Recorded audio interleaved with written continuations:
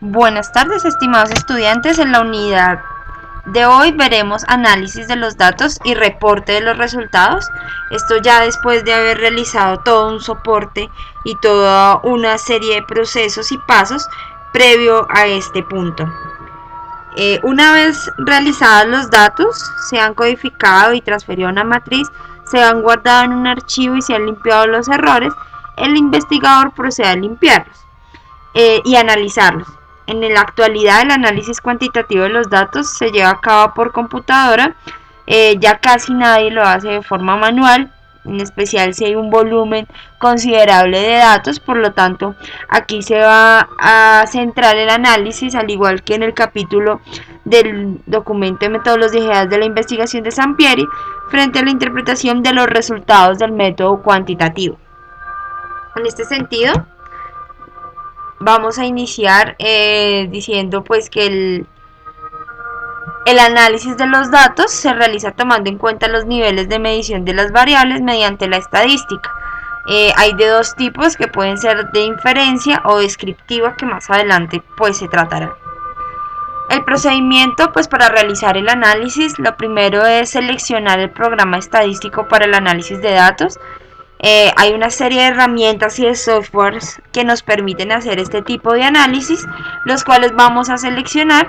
El segundo es ejecutar el programa.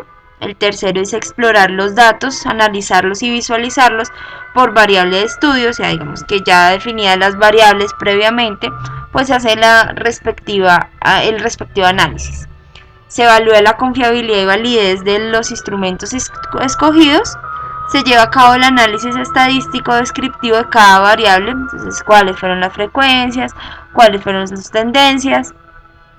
Se realiza el análisis estadístico inferenciales respecto a la hipótesis planteada, que lo vamos a ver de cómo se contrastan y se comprueban. Se efectúan análisis adicionales y se preparan los resultados para ser presentados. Estos son algunos de los programas de computador o software encargados y especializados en este tipo de análisis, para que lo tengan en cuenta. Y vamos a empezar con el análisis descriptivo. La primera tarea es describir los datos, los valores o las puntuaciones obtenidas en cada variable. Entonces, a partir de haber definido una de las variables, empezamos a describirlas, cuál fue su comportamiento dentro de la recolección. La primera es la distribución de frecuencias, que es el conjunto de puntuaciones ordenadas en respectivas categorías y generalmente se representan como una tabla. Vamos acá, por ejemplo, en el ejemplo vemos cuántas personas son de tipo hispano, de tipo latinoamericano, de tipo americano, y cuántas veces se repiten en esas personas. La presentación de la distribución de frecuencias suele hacerse en histogramas, que son las barritas, en gráficas circulares, que es esta, y las que se presentan pues como forma de torta, y las terceras son un tipo donde se muestra el porcentaje y la distribución. En la segunda medida, después de la distribución de frecuencias, se encuentran las medidas de tendencia central. Son los valores medios o centrales de la distribución, que sirven para ubicar dentro de la escala de medición. O sea, quiere decirnos que nos da un espectro frente a cómo se mueven los datos, y en esto se pueden hacer una serie de análisis. Las tendencias principales son tres: la moda, la mediana y la media. Esto ya se profundiza en todos sus estudios alrededor de la estadística, pero que pues es importante anotarlo acá para que se pueda entender. La moda es la categoría o puntuación que presenta con mayor frecuencia, o sea, aquellos datos que se repiten más. La mediana, valor que divide la distribución por la mitad, o sea, es el valor medio del cual está la distribución en general. Y la media es el promedio aritmético de una distribución y es la medida de tendencia central más utilizada. En últimas, podríamos decir lo que nosotros comúnmente conocemos como el promedio, que se trata pues de la sumatoria de todas estas frecuencias dividido por el número de la muestra. Las medidas de la variabilidad son intervalos que indican la dispersión de los datos en la escala de medición. Está el rango, la desviación estándar y la varianza. Generalmente la varianza se utiliza en los análisis inferenciales, que lo vamos a ver más adelante, y la desviación estándar es el promedio de desviación de las puntuaciones con respecto a la medida que se expresa en las unidades originales de medición. Generalmente la desviación estándar pues se saca a partir de una fórmula y lo determina según cómo está distribuido y cómo se desvía. El rango, también llamado recorrido, es la diferencia entre la puntuación mayor y la puntuación menor e indica el número de unidades en la escala de medición que se necesitan para incluir los valores máximos y mínimos. O sea, es donde está el techo y el piso que en algún momento se estudia. Y las puntuaciones Z son transformaciones que se pueden hacer en los valores y puntuaciones obtenidas, con el propósito de analizar su distancia respecto a la medida en las unidades de desviación estándar. La razón es la relación entre dos categorías y la tasa es la relación entre el número de casos de una categoría y el número total de observaciones. Eso nos da por medio de porcentaje. Estas son las inferencia y la descriptiva. Y la inferencia sirve para estimar parámetros y probar hipótesis y se basa en la distribución muestral. Quiere decir que aquí es donde se confrontan las hipótesis, y en el tema cuantitativo se comprueban o se refutan las hipótesis planteadas al inicio del estudio.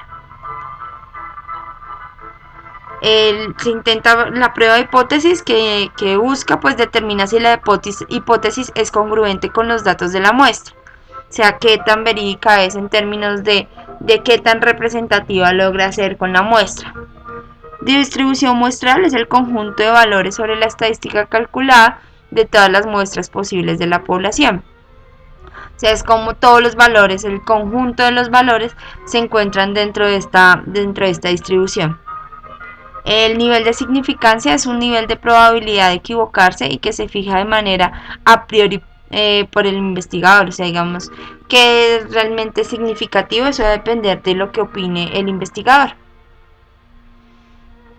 Dentro de los análisis de inferencia se encuentra el análisis paramétrico. En estas encontramos pruebas como importantes como la T, pruebas de la diferencia de proporciones, análisis de varianza, análisis de covarianza y algunos elementos estadísticos para el análisis de dicho.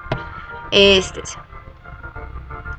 la estadística multivariada hay variedad de métodos. Está el método de regresión múltiple, análisis multivariado de la varianza, análisis discriminante, digamos con la idea de poder siempre evaluar cosas muy precisas de la investigación o de las hipótesis. Los análisis no paramétricos están el chi cuadrada, coeficientes de Spearman y Kirtland, coeficientes para tabulaciones cruzadas.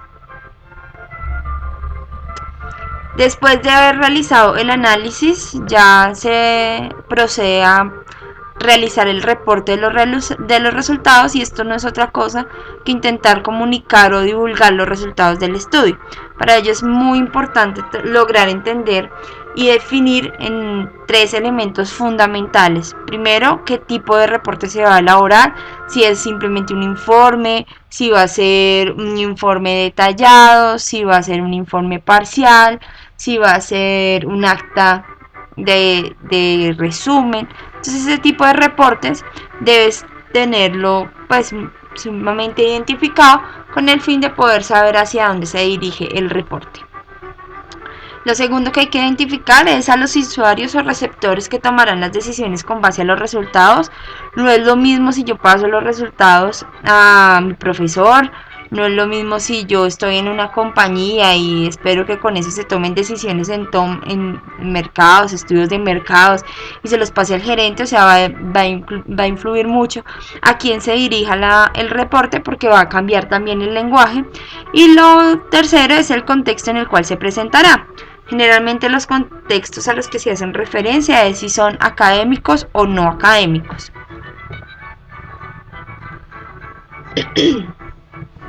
Los usuarios, pues hay una variedad.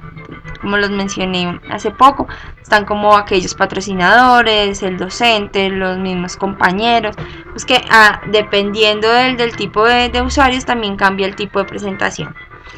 En el contexto académico, ¿qué debe tener en cuenta o el documento que debe reportar? Pues una portada, que va a decir como la identificación del proyecto, los autores, el lugar y las fechas. El índice, que va a indicar como la tabla de contenido. El resumen o el abstract, que va a condensar en últimas como el resumen de todo el proyecto de investigación. El cuerpo del documento está compuesto básicamente por introducción, por una revisión de la literatura o marco teórico junto con su estado del arte. Va a incluir también el método que utilizaron, si método cuantitativo, cualitativo, qué tipo de muestra, digamos todo lo que hemos venido trabajando, y al final los resultados, pues la comprobación, el análisis y este tipo de elementos que vimos durante esta sesión. Finalmente va a tener las referencias y los apéndices. Para el contexto no académico, digamos, va a tener en cuenta, digamos, casi las mismas elementos, como la portada, índices, resumen. Pues el cuerpo ya no va a estar, solo referencias y apéndices. Va a ser un poco más informal y va solamente a reportar los resultados encontrados.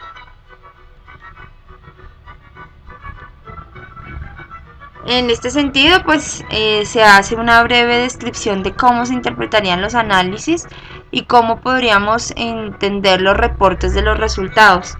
Esto va a definir en últimas el cómo se presentan los análisis del estudio, van a ser los resultados reales de nuestra investigación. Eso era todo por el día de hoy, que tengan un feliz día.